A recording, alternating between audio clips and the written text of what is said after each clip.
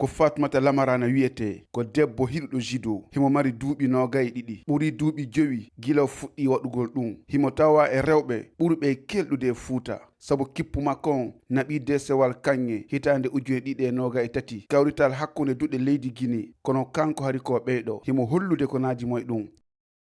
Judo no welala moƴƴa si on jonnayi cellal jonnayi doole jonnayi courage hiwaye neɗɗo. Ko kanko e worɓe eltondirta fewndo hande kono himo holli o hula taaliɓeede wi'i makko ko ɗum moƴƴanimo kono heɓe fottude caɗeele fota ngam yoɓe yaaru yeeso e o judo himo tori ballal. Ɓay komi naati ko worɓe ɓe mi tawi ga ko be tawi mi yiɗa honno liɓeede ko tawi mi wawata hulude ɗum ɗon gollude na entrainade moƴƴa fiyomi ɓeydo womi waɗanta ha mi pirida e worɓe ɓen ko fiyomi heɓu force mi ɓeyda force angon moƴƴa si on non si tawi ala force a wata wadde combat no faaliraɗa si ala technique a wata wadde combat no faaliraɗa haray ko ɓe o tigi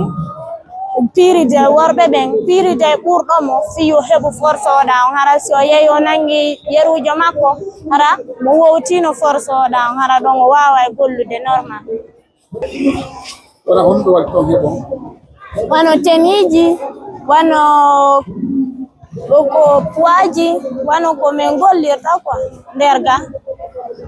fami piiji buyno ga mankuɗi e kadi ɓe walla men fiino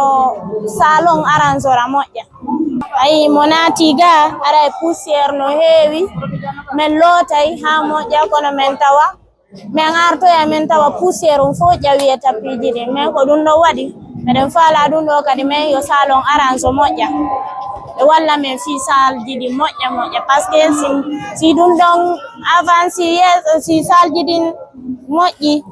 minen kadi min heɓano min courage ora min waɗa min holla pita no mari judo.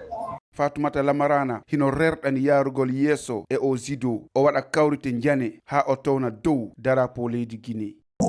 La miiji yahugol compétition ji arayɗi ɗin par ce que min kadi la reewi yiwgol